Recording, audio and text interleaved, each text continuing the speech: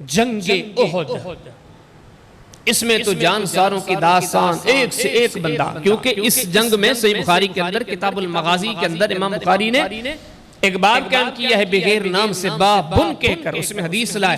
سیدنا برہ رضی اللہ تعالی عنہ فرماتے ہیں فَأَصَابُوا مِنَّا سَبْعِينَ، کہ احد کی لڑائی کے دن 70 صحابہ شہید ہوئے تھے، 70۔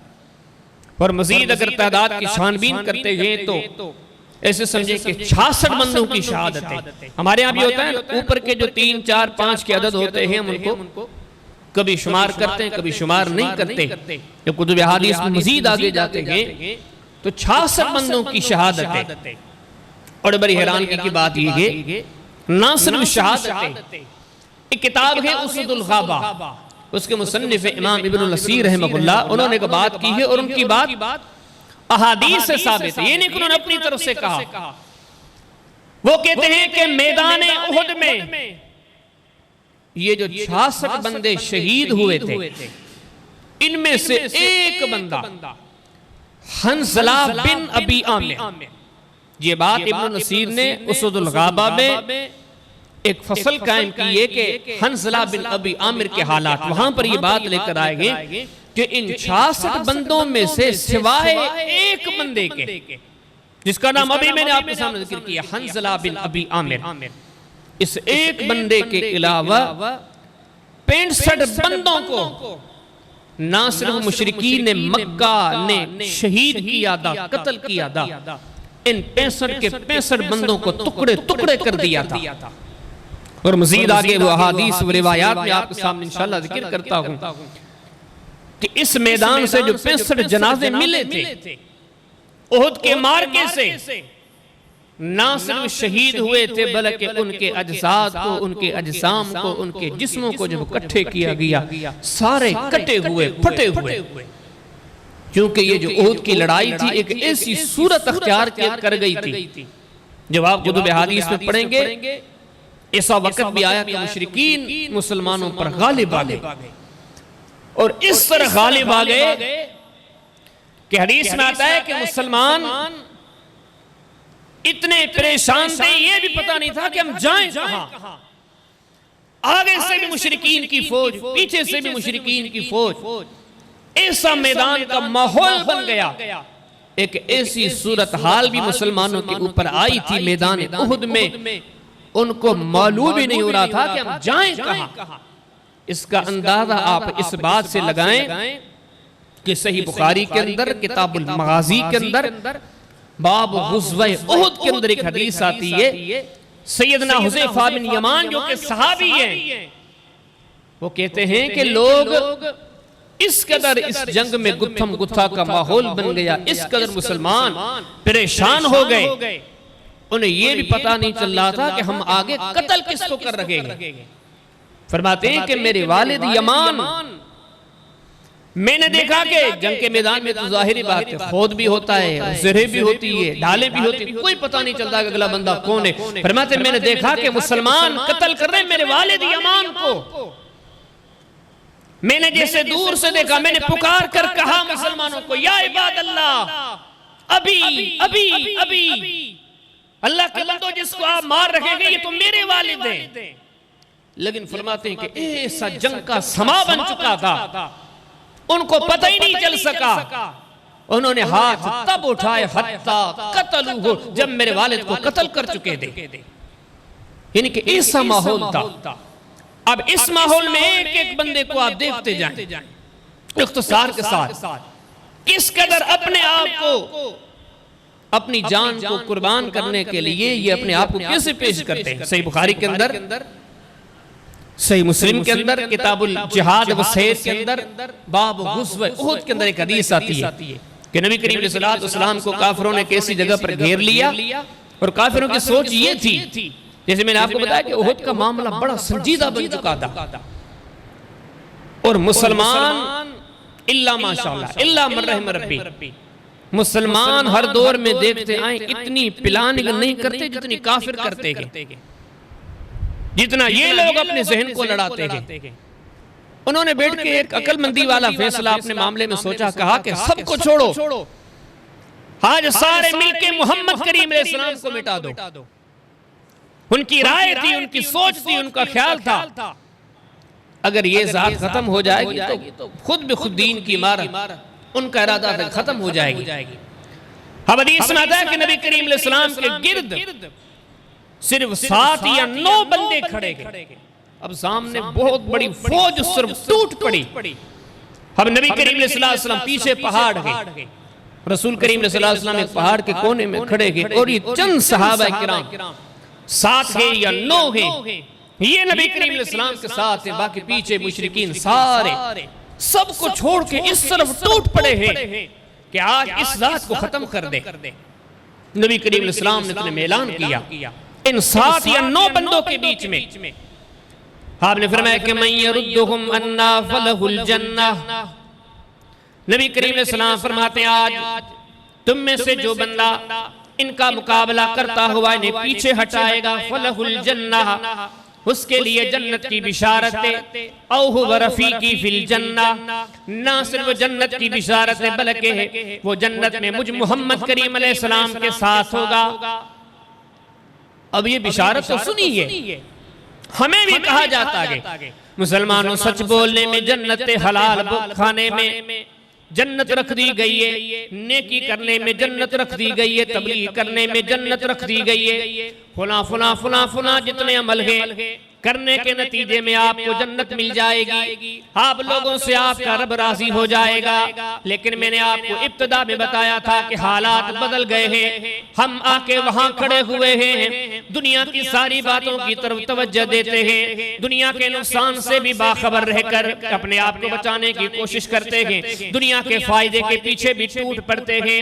بڑا فرق تھا ان کے مابین اور ہمارے مابین، وہ دنیا کے سوداگر نہیں، وہ آخرت کے طلبگار تھے، وہ دنیا کے طالب نہیں، اللہ کی جنتوں کے طالب تھے، وہ دنیا کو خوش کرنے والے نہیں، اللہ کو خوش کرنے والے تھے، وہ دنیا کے کسی استاد و مربی کی مجلس کے بندے نہیں، محمد کریم علیہ السلام کی مجلس میں بیٹھنے والے تھے، چلتے زمینوں پر تھے لیکن طالب اللہ کی جنت کے تھے۔ حدیث میں آتا نبی کریم علیہ السلام نے 10 بار نہیں، 9 بار نہیں، 8 بار نہیں، 7 بار نہیں، 6 بار نہیں، 5 بار نہیں، صرف ایک بار اعلان فرمایا۔ آپ نے فرمایا من یردہم انا فلہ الجنہ وہو رفیقی فی الجنہ، آپ میں سے جو آج ان کو روکے گا وہ جنت میں جائے گا، بلکہ جنت میں بھی مجھ محمد کریم علیہ السلام کا رفیق ہوگا۔ ایک اعلان کرنے کی ضرورت تھی، حدیث میں آتا ایک بندہ آگے بڑھا، فتقدم رجل من الانصار، انصار میں سے اکیلا بندہ آگے بڑھا، اس پورے لشکر کو روکتا رہا، تلواریں مارتا رہا، مقابلہ کرتا رہا۔ حدیث میں آتا ہے حتی قتلا، یہاں تک کہ زمین پر گرتا ہے زخمی ہو کر، یہاں تک کہ وہ جیسے ہی زمین پہ گرا، حدیث میں آتا ہے آگے دوسرا بندہ گیا، فقاتل حتی قتلا، اس نے دشمن کا مقابلہ کیا، یہاں تک کہ وہ بھی شہید کر دیا گیا۔ حدیث کے راوی سیدنا انس بن مالک رضی اللہ تعالی عنہ جو پورے منظر کو دیکھ رہے تھے، فرماتے ایک آیا، دوسرا آیا، تیسرا آیا، چوتھا آیا، 5واں آیا، 6واں آیا، یہاں تک کہ حتی قتل 7 بندے مسلسل شہید ہوتے گئے، 7 مسلسل بندے زمینوں پر گرتے گئے، یہاں تک کہ کفر مارتا مارتا تھک گیا، خود مارا گیا، لیکن محمد کریم علیہ السلام تک نہیں پہنچ سکا۔ ہر بندے نے اپنی جان کو رب کے نام پر قربان کر کے دنیا کو پیغام دیا، اسلام اسیس کا نام ہے، مسلمان اسیس کا نام ہے۔ اب اس یہاں یہ 7 بندے گئے، اور مسجد اس مارکے میں کون کون سے شہید ہونے والے گئے، کیسے کیسے شہید ہونے والے ہیں۔ امام بخاری صحیح بخاری میں کتاب الجہاد والسیف، اس میں ایک آیت کے نام پر، ایک آیت کے ٹکڑے پر امام بخاری نے پورا باب قائم کیا گیا۔ وہ قرآن کی آیت ہے من المؤمنین رجال صدقوا ما عاہدوا اللہ علیہ۔ امام بخاری نے یہ آیت لے کے اس کا شان نزول پوری تفسیر ذکر کرنے کے لیے پورا باب قائم کر دیا کہ نبی کریم علیہ السلام کے زمانے میں جب بدر کی لڑائی ہوئی، بدر ختم ہوئی، مسلمان واپس آئے مدینہ میں، جو شریک نہیں ہو سکے انہیں دکھ ہوا، وہ لوگ تھے جن سے نیکی رہ جاتی تھی، وہ دکھ کر دے گئے یار کیوں رہ گئے. انہیں پتا تھا کہ اصل دولت تو یہ گئی, اصل کمائی تو یہ گئی, اصل کارآمد ملکت تو یہ گئی. جب چھوٹ جاتی دکھ کرتے کہ یار یہ کیوں نقصان ہوا. دعا کرو اللہ پاک ہمارے دلوں کو بھی یہاں لے کر آئے. تو صحابہ کرام کو دکھ ہوا. ان میں سے ایک بندہ سیدنا انس بن نضر رضی اللہ تعالیٰ عنہ, دیکھتے جائیں مثالوں پر غور کریں اور ایک ایک چیز, یہ چیز میں بار بار دہراؤں گا نہیں لیکن آپ یہ چیز اپنے ذہن میں بٹھا لیں. ایک ایک چیز کو, ایک ایک واقعے کو سنیں اور دیکھیں یہ کیسے ماننے والے گے, ان کے ایمان کا معیار کیا گیا جو ہمارے لیے آئیڈیل اور نمونہ ہیں, اور آج ہم ان کے نقش قدم پر کتنا چلیں گے یا کتنا چل رہے گے. نبی کریم اسلام مدینہ میں پوچھے, مسجد نبوی میں بیٹھے گئے, ایک صحابی سیدنا انس بن نضر اللہ کے رسول علیہ السلام کے سامنے آ کے گھٹنے ٹیک کے بیٹھ گیا اور آگے کہتا ہے کہ قد غبت ان اول قتال قاتلت المشرکین. یا رسول اللہ صلی اللہ علیہ وسلم آج اس نظر کو بڑا دکھ ہے. انس بن نضر اس کو بڑا دکھ ہے کہ یہ جہاد کا مارکہ, بدر کا مارکہ ری کیوں گیا. کاش میں اس میدان میں شریک ہوتا. آگے کہتا اللہ کے رسول میں اللہ پاک سے دعا کرتا ہوں, میں بلکہ اپنے رب سے وعدہ کرتا ہوں رب پاک مجھے موقع دے, زندگی دے, عمر دے. اب جب کوئی ایسا معاملہ آئے گا, اب جب کوئی ایسا مارکہ آئے گا, جملے دیکھو لوگ کرتے ہیں لوگوں کو دکھانے کے لیے, لیکن اس بندے نے کہا کہ لَيَرْيَنَّ اللَّهُ مَا أَصْنَعُ, آسمان کی طرف دیکھ کے کہا مارکہ آئے گا, میں ایسے اپنے رب کے لیے جان لٹاؤں گا کہ میرا رب دیکھے گا. اب یہ باتیں تھی, معاملات تھے, مجلس اپنے اختتام پر پہنچی. یہ سمجھو کہ احد کے بعد کی بات ہے, سن 2 ہجری کی آگے وقت آیا, وہ 3 ہجری شروع ہوئی, اس میں یہ احد کا معاملہ واقع ہوا. اب جب احد میں یہ بندہ چل رہا تھا تو 2 ساتھی اس کے ساتھ تھے, سیدنا سعد بن ابی وقاص اور دوسرے انس بن مالک رضی اللہ تعالی عنہ. وہ دونوں ذکر کرتے گئے. آپ کو میں نے بتایا نا احد کا معاملہ ہے کہ ایسی صورت اختیار کر گیا تھا کہ جس میں انتہائی مشکل ترین حالات تھے. اس وقت جب اس بندے نے دیکھا کہ کفر غالب آ چکا ہے اور مسلمان پریشان ہیں ادھر ادھر, تو اس بندے نے اس وقت, اب دیکھو نا یہ تعلق ہے, اتنی بڑی بھاگ دوڑ کے بیچ میں یہ ہاتھ اٹھا کے دعائیں مانگ رہا ہے, اس کی نظر آسمان کی طرف ہے. اس جنگ کے میدان میں کیا کہتا ہے, اللہم انی اعتذر الیکا مما صنع ہؤلاء. اللہ میں نے آج دیکھا ہے احد کے میدان پر مسلمان پیچھے ہٹ رہے ہیں, لیکن میں مولا کریم اس بات سے معذرت کرتا ہوں, میں پیچھے ہٹنے والا نہیں. حدیث میں آتا ہے پھر اس بندے نے کافروں کو دیکھا, وہ کس قدر مسلمانوں پہ غالب آ رہے ہیں. پھر یہ دعا کرنے لگے اللہم انی ابرؤ الیک مما صنع ہؤلاء. اللہ میں ان کی اداؤں سے بھی نفرت کا اعلان کرتا ہوں جو تیرے ماننے والوں سے لڑنے کے لیے آئے ہیں. حدیث میں آتا ہے یہ کلمات کہہ کر سعد کی طرح متوجہ ہوئے, فرمانے لگے میرے یار سعد انی اجد ریح الجنہ دون احد. سعد آج کہاں جاتے ہو, آج ہے میدان کمانے کا, آج ہے معاملہ اللہ سے کرنے کا, آج ہے سودا رب سے کرنے کا.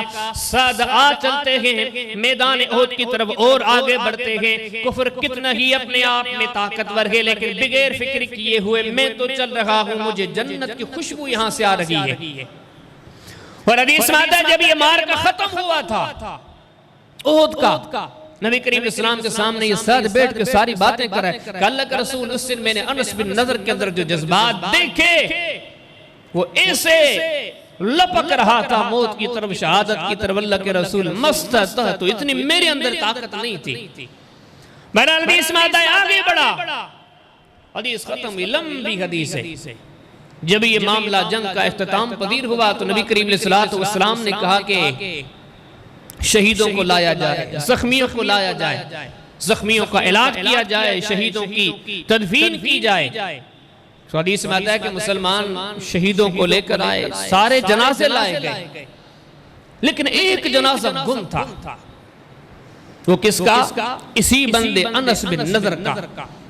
نبی کریم علیہ السلام اعلان فرما کہ جاؤ ڈھونڈو تلاش کرو یہ انس کا جنازہ کیوں نہیں مل رہا؟ صحابہ کرام گئے پھر واپس آئے، عرض کرتے ہیں یا رسول اللہ صلی اللہ علیہ وسلم ہم تو وہ ہیں اللہ کے لیے سردی نہیں سہ سکتے، گرمی نہیں سہ سکتے، چند منٹوں کی نیند قربان نہیں کر سکتے، لیکن مسلمانوں آؤ ہمارے اسلاف کیسے دے، اصل کلمہ پڑھنے والے کیسے دے، نبی کریم علیہ السلام کے ساتھ زندگیاں بسر کرنے والے کیسے دے۔ حدیث میں آتا ہے صحابہ کرام واپس آئے، اللہ کے نبی ایک جنازہ میدان میں پڑا ہوا ہے، لیکن ہم نے جب ان کے زخم تلاش کیے ہیں قد وجدنا فی جسدہ بضعۃ وثمانین ضربۃ بالسیف، اللہ کے نبی آج اس میدان میں پڑے ہوئے ایک میت پر، ایک جنازے پر جب ہم نے نظر کی ہے، اس کے جسم پر 80 سے زیادہ کٹ لگے ہوئے، تلواریں لگی ہوئی، تیر لگے ہوئے۔ اللہ کے نبی حال یہ ہے اس بندے کا چہرہ تو ہے ہی نہیں، پہچان تو ہوتی ہی نہیں، ایک جنازہ میدان میں یہ پڑا ہے، اس کے بغیر کوئی دوسرا جنازہ نہیں، پتہ نہیں کہ انس بن نضر ہے کہ نہیں، پتہ نہیں اس کا جنازہ کہاں چلا گیا۔ حدیث میں آتا ہے اب یہ احد اور مدینہ کوئی بڑا فاصلہ تو ہے نہیں، اب جو حاجی گئے ہیں عمرہ کرنے والے گئے بالکل قریب ہے، اب یہ بات یہاں پھیل گئی میدان احد میں کہ انس کا جنازہ نہیں مل رہا، اور کہتے ہیں کہ ایک جنازہ پڑا ہے پتہ نہیں کس کا ہے، اس کی حالت ایسی ہے کہ اس کی پہچان ہی نہیں ہوتی، اس کا چہرہ تو ہے ہی نہیں، اس کے سارے اعضاء کٹے ہوئے پھٹے ہوئے، یہاں تک کہ مدینے تک خبر جاتی ہے۔ نبی کریم صلی اللہ علیہ وسلم کی صحابیہ اس انس بن نضر کی بہن ہے، جب ان تک خبر پہنچی انہوں نے پیغام بھیجا، کہا کہ اگر اجازت ہو اگر میرے بھائی کا جنازہ ہوگا تو میں پہچان لوں گی۔ پوچھا کہ آپ کیسے پہچانیں گی، اس کا تو چہرہ ہی نہیں، اس کا تو جسم کا انگ انگ کٹا ہوا ہے۔ کہا کہ ایک نشانی ہے، یہ میرا بھائی تھا، بچپنے میں ساتھ رہتے تھے، ساتھ گھومتے تھے، وہ قدرت کی طرف سے میرے بھائی کے انگلیوں میں کچھ ایسے سفید نشانات تھے جو عام بندوں کی انگلیوں میں نہیں ہوتے۔ اگر نبی کریم علیہ السلام اجازت دیں تو میں میدان احد میں آ کر اس جنازے کی شناخت کر سکتی ہوں، اگر انس ہوگا تو میں پہچان لوں گی۔ حدیث میں آتا ہے اجازت دی گئی، یہ عورت پہنچتی ہے میدان احد میں، جنازے کے قریب لایا گیا، حالانکہ اللہ پاک سب جانتا ہے، رب تعالیٰ پہلے بھی دنیا کے سامنے حقائق واضح کرے تو کر سکتا ہے، لیکن دنیا کو بتلانا مقصود ہے۔ یہ اتنی ساری قربانیاں دینے والے اللہ کو کتنے پیارے ہیں۔ حدیث میں آتا ہے انس بن نضر ان کی بہن میدان احد میں آگئی، میت کے قریب لایا گیا، چادر ہٹائی گئی، کپڑا ہٹایا گیا، میدان احد میں بیٹھ کے اپنے بھائی کے گرد اپنے بھائی کے ہاتھ پکڑتی ہے، ہاتھ کی انگلیاں دیکھتی ہے، ہاتھ کی انگلیوں کو دیکھ کے کہتی ہاں اللہ کے رسول جس جنازے کی تلاش ہے وہی یہ جنازہ ہے۔ اللہ کے پیارے حبیب جس انس بن نضر کو آپ تلاش کر رہے ہیں وہی انس بن نضر ہے، یہ اس کا جنازہ ہے، اس کے انگلیوں کے نشانوں کو دیکھ کے میں جان گئی یہ میرا بھائی انس ہے۔ حدیث میں آتا ہے صحابہ فرماتے ہیں نبی کریم علیہ السلام وہی کھڑی ہیں، اللہ کے حبیب علیہ السلام کے جبین انور پر پیشانی اطہر پر پسینہ نمودار ہوا، کیا پتا کہ جبریل قرآن لے کر آیا۔ آج سے کافی عرصہ پہلے اس بندے نے جو بیٹھ کے نبی کریم علیہ السلام کی مجلس میں وعدہ کیا تھا، میں اپنے رب سے وعدہ کرتا ہوں میرا رب مجھے موقع دے گا تو میں اپنی جان میں اپنے رب کے نام پر قربان کروں گا۔ اب یہ آیت اترتی ہے، رب تعالیٰ فرماتے من المؤمنین رجال صدقوا ما عاہدوا اللہ علیہ۔ اے میرے حبیب میں قرآن کے ذریعے اعلان کرتا ہوں اس بندے نے جو مجھے رب سے وعدہ کیا تھا آج پورا کر کے دکھایا۔ کوئی فکر نہیں، جان اللہ کے میدان میں۔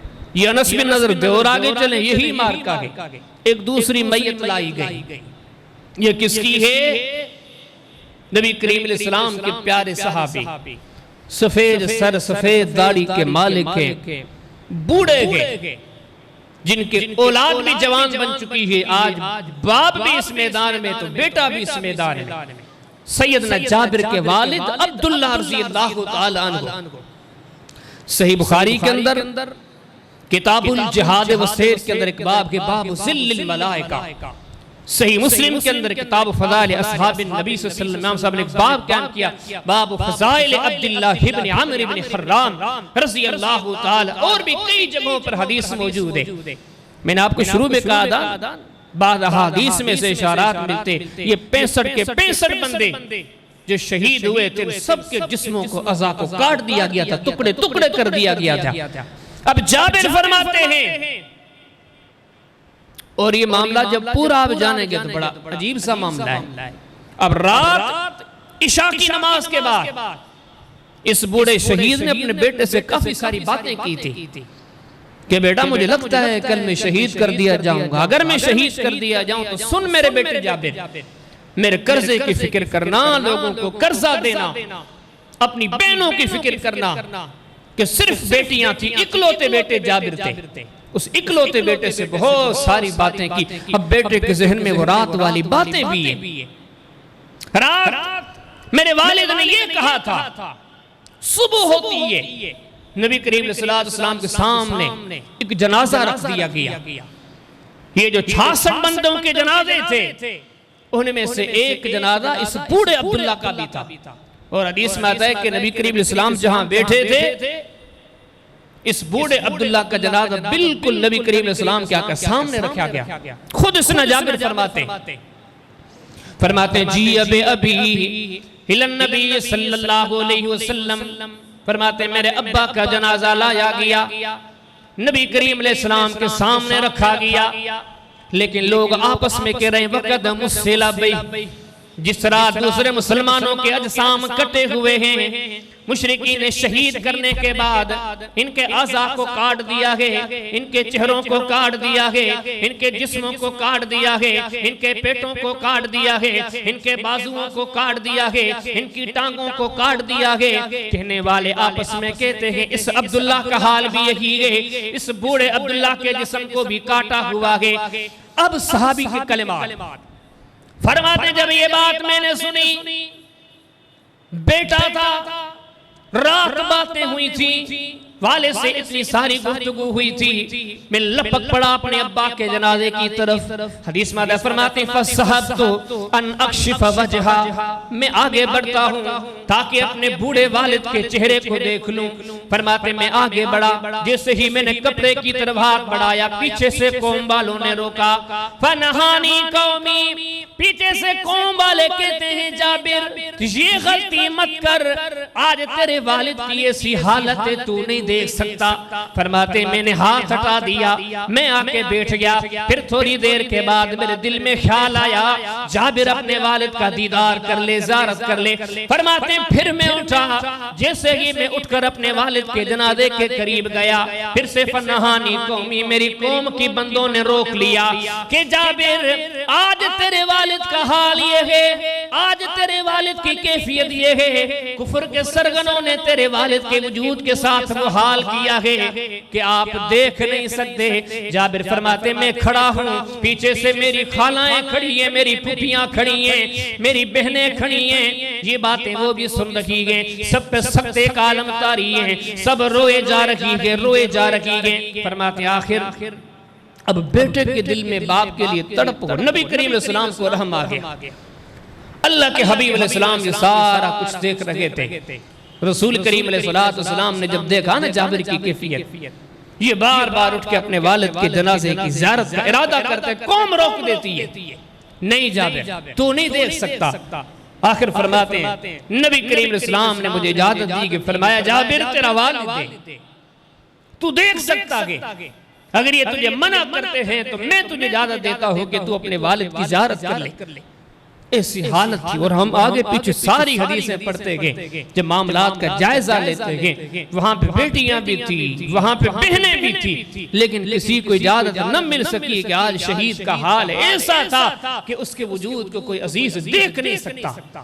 یہ کٹے ہیں، یہ اپنے آپ کو مٹا چکے ہیں، اپنی ہر چیز کو لٹا چکے ہیں، صرف اللہ کے لیے۔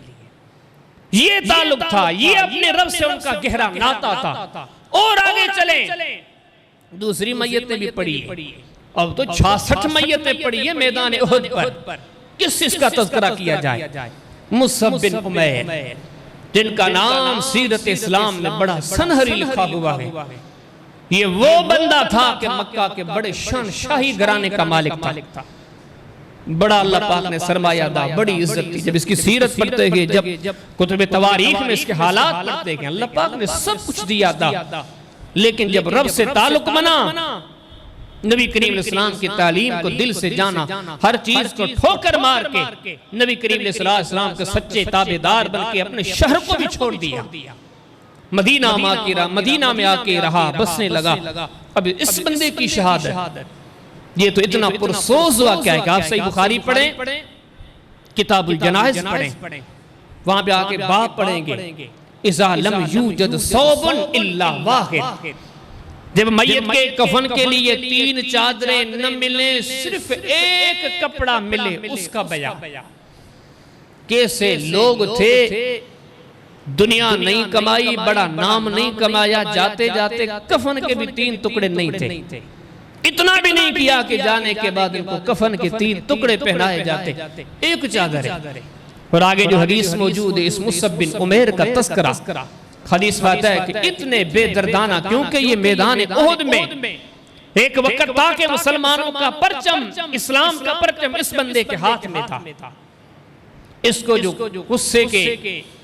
غصے کی وجہ سے مشرکین مکہ نے شہید کیا تھا، اس قدر مارا تھا، جب اس بندے کی شہادت کا تذکرہ عبد الرحمن بن عوف کرتے تھے، حوالہ میں آپ کو سامنے دے چکا، ان کے بیٹے فرماتے ہیں عبد الرحمن بن عوف کہ عبد الرحمن بن عوف عظیم صحابی ہے، کوئی وقت تھا کہ ہجرت کر کے مدینہ آئے تھے، پھر اللہ پاک نے بڑا مال دیا، بڑی سرمایہ داری دی، لیکن ان کے بیٹے کہتے ہیں کہ جب ہمارے ابا کے سامنے جب بھی ہم مصعب بن عمیر کا تذکرہ کرتے تو فجعل یبکی فی الفور، رونے لگتے، یہاں تک کہ فرماتے کئی بار ایسے بھی ہوا، ہم نے عبد الرحمن بن عوف کے سامنے کھانا رکھا، وہ کھانے ہی لگے تھے، لیکن مجلس میں اگر کسی نے مصعب بن عمیر کا تذکرہ چھیڑ لیا تو یہ ذکر سن کر مصعب بن عمیر کی شہادت کو یاد کر کے اتنا روتے تھے، حتی ترک الطعام، یہاں تک کہ کھانا بھول جاتا تھا۔ اتنے بڑے گھرانے کا فرد جب احد میں دیکھا گیا تو ایک کفن کی چادر ہے، اور بعض روایات میں آتا ہے ایک میں بھی ایک میت نہیں ہے، ایک چادر میں بھی 3 میتیں ہیں، اور حال یہ تھا وہ چادر بھی اتنی چھوٹی تھی، حدیث میں آتا ہے کہ اس شہید، اس مقتول کے سر کو ڈھانپتے تھے، پاؤں ظاہر ہو جاتے، اگر چادر پاؤں کی طرف کرتے تو سر ظاہر ہو جاتا، اور آگے اتنے عظیم گھرانے کا فرد ہے، لیکن آج اس کے جسم کو ٹکڑے ٹکڑے کر دیا گیا۔ سیدنا حمزہ رضی اللہ تعالیٰ عنہ، اس میدان احد کے شہید، جن کے تذکرے سے کتب حدیث بھری پڑی ہے، اس بندے کی شہادت کا تذکرہ جب آپ پڑھیں گے کتنا علمناک تھا، کوئی عام بندہ تو تھا نہیں، یہی بڑا اعزاز تھا کہ نبی کریم علیہ السلام کا صحابی تھا، اور سب سے بڑی بات نبی کریم علیہ السلام کے بچپنے کا ساتھی تھا۔ جب ہم حدیثوں کو پڑھتے ہیں، نبی کریم علیہ السلام نے اور سیدنا حمزہ نے، عرب میں ایک ماحول ہوتا تھا کہ اکثر مائیں بچوں کو دودھ نہیں پلاتی تھی، بلکہ دائیہ ہوتی تھی، ان کے پاس بچوں کو بھیج دیا جاتا۔ یہ حمزہ جو کہ نبی کریم علیہ السلام کے چچا بھی تھے، لیکن نبی کریم علیہ السلام کے ساتھ کسی خاتون کے پاس دودھ بھی کٹھے پیا تھا۔ نبی کریم علیہ السلام کے رضائی بھائی بھی تھے، بچپنے کے ساتھی بھی تھے، اور اعلان نبوت کے بعد نبی کریم علیہ السلام کے بہت بڑے مددگار بھی تھے، بہت بڑے حامی بھی تھے، اور جب آپ اس کے ایمان کا واقعہ پڑھیں گے، وہ بھی اس وقت تھا کہ جب ابو جہل جیسے لوگ مکہ میں نبی کریم علیہ السلام کو کمزور جان کر گستاخیاں کرتے تھے، لڑتے تھے۔ جب ہم سیرت کے سبق کو دیکھتے گئے، یہ حمزہ رضی اللہ عنہ شکار کرتے تھے، باہر شکار کی وجہ سے گئے ہوئے تھے، اور پیچھے سے ابو جہل نے نبی کریم علیہ السلام کو گھیر لیا، آپ کے چند صحاب کو گھیر لیا، اور بیت اللہ میں کھڑے ہو کر تانے، تنقید، گالی، گلوچ، یہ سارا کچھ ابو جہل کر رہا تھا۔ حدیث میں آتا ہے خاتون گئی، دوڑے جا کے کہا کہ حمزہ، آج بیت اللہ کے اندر سارے مکہ کے سردار کھڑے ہیں اور ابو جہل کے غرور کی تو انتہا، وہ آپ کے بھتیجے سے لڑے جا رہا ہے، گالیاں دیتے جا رہا ہے۔ یہ عالم اسلام کا یہ وہ سنہری دن تھا۔ حمزہ رضی اللہ عنہ جو شکار کی غرض سے گئے ہوئے تھے، شکار چھوڑا دوڑے واپس آئے۔ یہ پہلا دن تھا جس نے آج کلمہ پڑھا تھا، آج اعلان اسلام کرنا تھا۔ جیسے ہی بیت اللہ میں آئے، ایک ہجوم کٹھے گئے، اس ہجوم کو چیرتے ہوئے آگے آئے، دیکھا کہ محمد رسول اللہ صلی اللہ علیہ وسلم جو کہ آج تک مکہ میں کمزور تصور کیے جاتے تھے، چند غربا، مساکین، فقراء، وہی ساتھ ہیں۔ ابو جہل جیسے مغرور اپنی طاقت کے بلبوتے پر آئے دن گستاخیاں کرتے گئے۔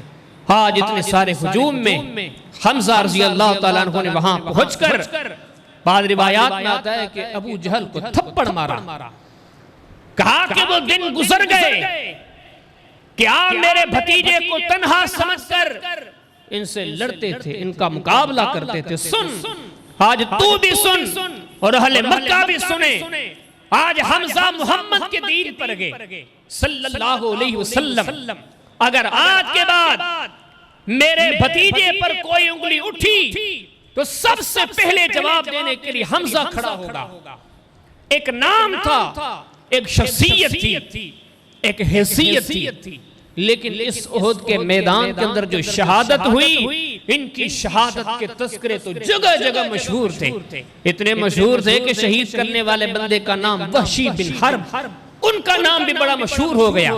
اب یہ صحیح بخاری کے اندر، کتاب المغازی کے اندر، باب قتل حمزہ، مسند ابی داؤد، حدیث وحشی بن حرب، ساری کتابیں بھری پڑی ہیں۔ سنن ابی داؤد، کتاب الجہاد، حل یغسل الشہید، کہ نبی کریم صلی اللہ علیہ وسلم کے صحابہ حمزہ کے قاتل وحشی کو تلاش کرتے تھے کہ ان کی شہادت کا واقعہ اتنا مشہور ہے، ذرا وحشی سے پوچھے وہ خود بتائے۔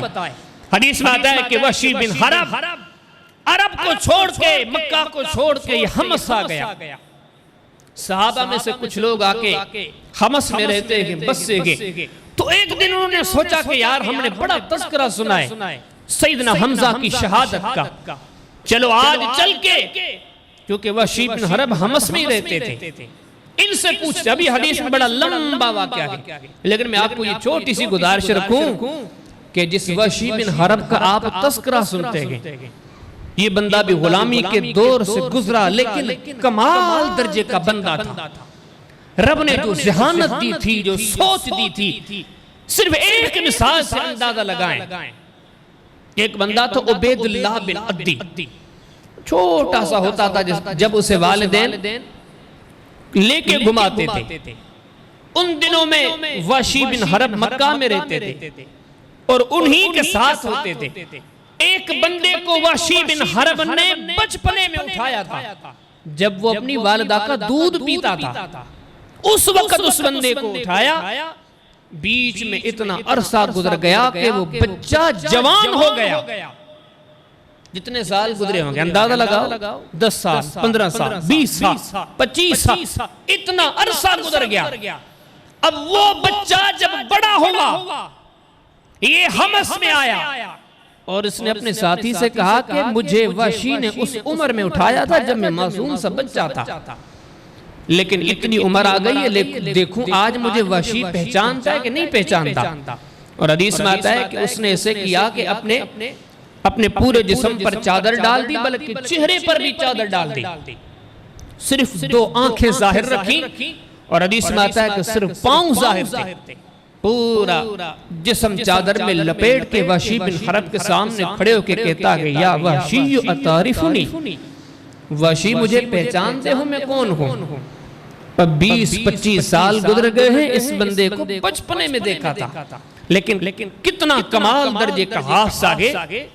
حدیث میں آتا ہے کہ وحشی بن حرب نے اس کی پیشانی سے دیکھ کے اس کے پاؤں تک دیکھا، جب اس کے پاؤں پہ نظر پڑی، پاؤں کو غور سے دیکھ کے کہا، فرمایا کہ میں یہی سمجھتا ہوں کہ تو عبید اللہ بن عدی ہے، جب میں نے تمہیں بچپنے میں اٹھایا تھا تو تیرے پاؤں پر میں نے چند نشانات دیکھے تھے، اور ان پاؤں پر جب نظر پڑتی ہے میں سمجھتا ہوں تو وہی بچہ ہے آج بڑا ہو کر میرے سامنے آیا ہے. یعنی کہ اتنا کمال درجے کا بندہ تھا. بہرحال اب آگے ان سے پوچھا گیا, آگے یہ جو حدیث کا مجمع ہے, پوچھا گیا کہ آپ بتائیں کہ آپ اس نے حمزہ کو شہید کیسے کیا؟ فرماتے ہیں کہ میں ایک کافرہ کے پاس غلام تھا, اس نے کہا کہ ایک کام کر, حمزہ کو شہید کر کے یا تو آزاد کر دوں گی. فرماتے ہیں کہ میں انتظار میں رہا, میدان احد آیا, میں سے نہ حمزہ کا پیچھا کرتا رہا, اور یہ وہ مجاہد, یہ وہ بردبار حلیم انسان میدان احد میں اتر کر جس طرف رخ کرتے ہیں کفر کا قلعہ کما کر دیتے ہیں.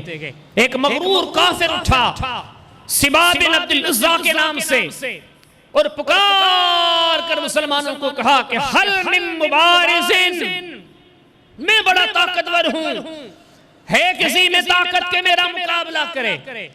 پہلی نظر میں جیسے ہی سیلہ حمزہ نے اس کی طرف دیکھا لپک پڑے, اور حدیث میں آتا ہے کہ فی الفور سے ختم کر دیا. وحشی فرماتے میں ایک پتھر کے قریب کھڑا تھا, آج مجھے جو ایک منصوبہ, ایک پروگرام, ایک پلاننگ ملی تھی, میں اس انتظار میں تھا کہ اس بندے کو قتل کروں اور میں وہاں سے آزاد ہو جاؤں. فرماتے دیکھتے دیکھتے میں نے دیکھا کہ یہ شیر کی طرح لڑتا لڑتا ہر طرف سے دشمن کو ختم کرتا ہوا ایک پتھر کے قریب آیا, اس پتھر کے قریب میں بیٹھا تھا. وحشی فرماتے وہاں سے میرے ہاتھ میں ایک نیزہ تھا, میں نے بڑی طاقت کے ساتھ جب اس بندے کو بارا تو اس نے جگہ بھی بتائی. فرماتے ہیں کہ ناب سے نیچے اس پیٹ کی جگہ پر یہ اس کو لگا, حتی اخرج من ورقیہ. وحشی فرماتے میں دیکھ رہا تھا کہ یہ میرا نیزہ حمزہ کے آرو پار ہو گیا, یہ زمین پر گر گیا. صرف گرائی نہیں, میں نے آپ کو پہلے بھی ذکر کیا تھا, مسلمانوں کے جتنے مجاہد میدان احد میں شہید کر دیے گئے تھے, ان سب کو نہ صرف شہید کیا گیا تھا بلکہ ایک ایک جسم کے اعضاء کو کاٹا گیا, ٹکڑے ٹکڑے کر دیا گیا. حدیث میں آتا ہے کہ نبی کریم صلی اللہ علیہ وسلم اس جہاد کے میدان کے اختتام پر نبی کریم علیہ السلام جب شہیدوں کو دیکھتے ہیں آپ اعلان کرتے ہیں فلاں شہید کو لایا جائے, فلاں شہید کو لایا جائے. آج محمد کریم صلی اللہ علیہ وسلم میدان احد میں شہیدوں کے بیچ میں گزر رہے ہیں, حتیٰ کہ صحابی فرماتے ان رسول اللہ صلی اللہ علیہ وسلم مر بحمزہ فقد مسل بہ. نبی کریم علیہ السلام گزرتے گزرتے حمزہ کے جنازے کے قریب آئے. اللہ کے پیارے حبیب علیہ السلام کو پرانا زمانہ یاد آ گیا. بچپن میں ساتھ گھومنے والا حمزہ, بچپنے میں ایک ہی عورت کے پاس ساتھ دودھ پینے والا حمزہ, مشکل گھڑی میں اسلام کا ساتھ دینے والا حمزہ. آج محمد کریم علیہ السلام کی نظریں جیسے اپنے چچا پر پڑی. حدیث میں آتا ہے وَقَدْ مُسِّلَ بِهِ, نہ صرف شہید کیا گیا بلکہ پورے جسم کو کاٹا گیا. ہاتھوں پہ نظر پڑتی یہ ہاتھ کٹے ہوئے, پیٹ پہ نظر پڑتی یہ پیٹ کٹا ہوا, چہرے پہ نظر پڑتی یہ چہرہ کٹا ہوا. نبی کریم علیہ السلام کو اتنا دکھ ہوا, اتنی تکلیف ہوئی. نبوت کے 23 سالہ زمانے میں ایسی مثال نہیں ملتی. نبی کریم علیہ السلام کے بیٹیوں کے قاتل بھی دنیا میں موجود تھے, نبی کریم علیہ السلام کے اور رشتہ داروں کے قاتل بھی دنیا میں موجود تھے, نبی کریم علیہ السلام کے صحابہ کے قاتل بھی موجود تھے. لیکن وحشی بن حرب جس سے نہ حمزہ کا قاتل دا, حدیث میں سے وحشی فرماتے ہیں بڑے عرصے کے بعد, بڑے وقت کے بعد میں نے سوچا کیوں نہ اسلام قبول کر لوں. لوگوں نے مشورہ دیا وحشی اگر آپ بچنا چاہتے ہیں دنیا آخرت کے عذابوں سے, جائیں محمد کریم علیہ السلام سے جا کے ملے, ایمان لے کر آئیں. وحشی فرماتے میں نبی کریم علیہ السلام کے سامنے آیا. اب اللہ کے حبیب کے دل میں کتنا درد تھا, کتنی تکلیف تھی چچا کی شہادت کی وجہ سے. محمد کریم علیہ السلام کی زندگی کے 63 سالوں میں یہ جملہ زبان پر نہیں آیا, اسی ایک دن سامنے آیا تھا جب یہ سامنے آکے وحشی بن حرب بیٹھ گیا. وحشی بن حرب آکے کہنے لگا اللہ کے نبی میں توبہ کرتا ہوں, میں دین قبول کرتا ہوں, میں اسلام قبول کرتا ہوں, میں نے آپ کے چچا کو شہید کیا, میں اس کی معافی مانگتا ہوں. اللہ کے پیارے حبیب علیہ السلام کے حالانکہ سال ہا سال گزر گئے لیکن یہ درد دل میں ابھی بھی اس کا درد دفندہ. نبی کریم علیہ السلام نے نظریں اٹھائیں. آپ نے فرمایا وحشی تو وہ تو نہیں جس نے میرے چچا کو شہید کیا تھا. وحشی جو تذکرے میں نے دنیا سے سنے ہیں کیا وہی معاملات حق پر تو نہیں؟ کہا اللہ کے نبی سارے معاملات حق پر ہیں.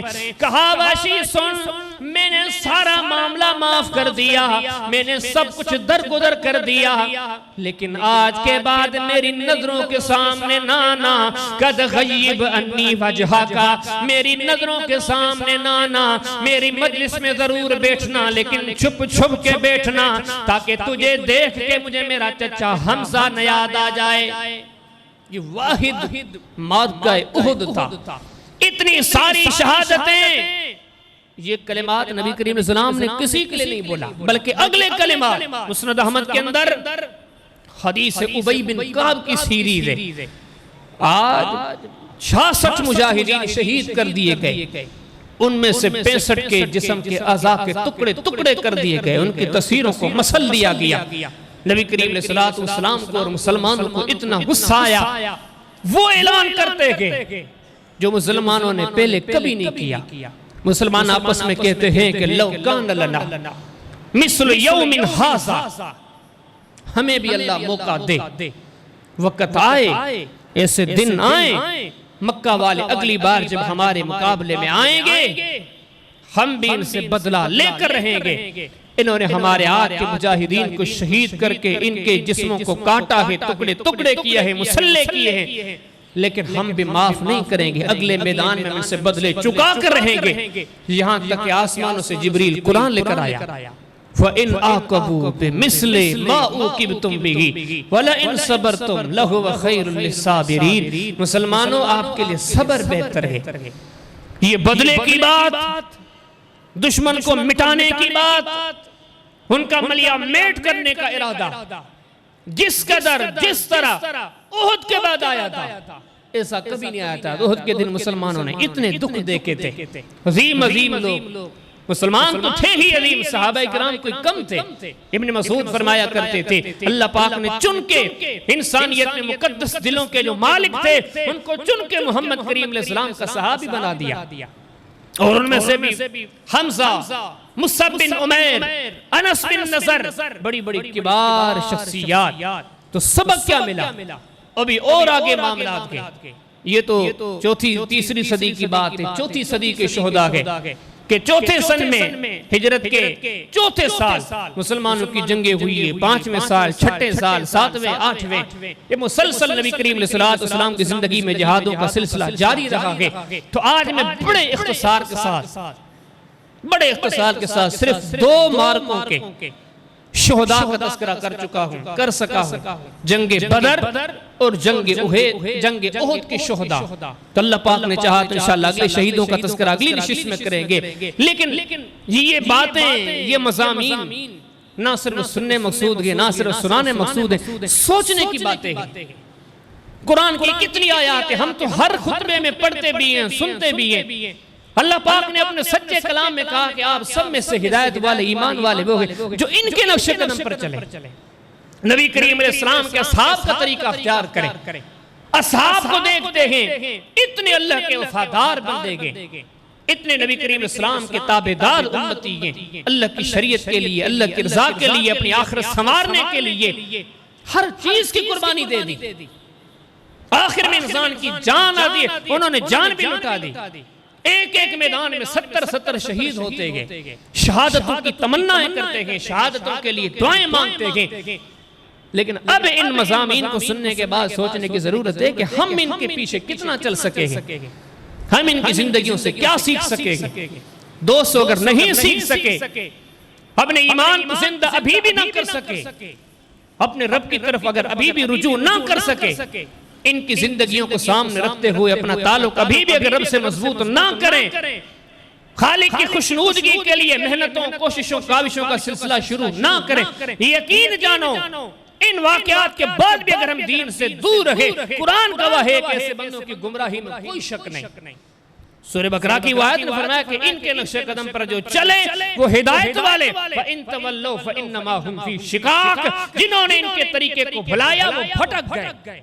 وہ بدبختی میں پڑ گئے، وہ گمراہی میں پڑ گئے، تو آؤ ان سارے واقعات کو سامنے رکھتے ہوئے اپنے اندر محنت کا جذبہ پیدا کریں، اپنے مالک کو خوش کرنے کے لیے چھوٹی چھوٹی چیزوں کو، کہ نماز کیا معاملہ ہے آسان ہے، روزہ کیا ہے آسان ہے، ذکر کیا ہے آسان ہے، سچ بولنا کیا۔ ہم تو ان آسان معاملات میں بھی اللہ کو ناراض کر دیتے ہیں، لیکن یہ چھوٹی چھوٹی قربانیاں نہیں دیتے۔ تو یہ ساری چیزیں مجھ سے آپ سے تقاضا کرتی ہے مسلمان ایک بار پھر اپنے ایمان کا جائزہ لے، پھر سے اپنے معاملات کو سنوارنے کی کوشش کر، آجا اپنے اللہ کی طرف اس طرح آجا جس طرح تیرے اسلاف تھے، جس طرح محمد کریم علیہ السلام کے صحاب تھے۔ اللہ پاک سے دعا کرتے مولا کریم ہم سب کو عمل کی توفیق عطا فرمائے۔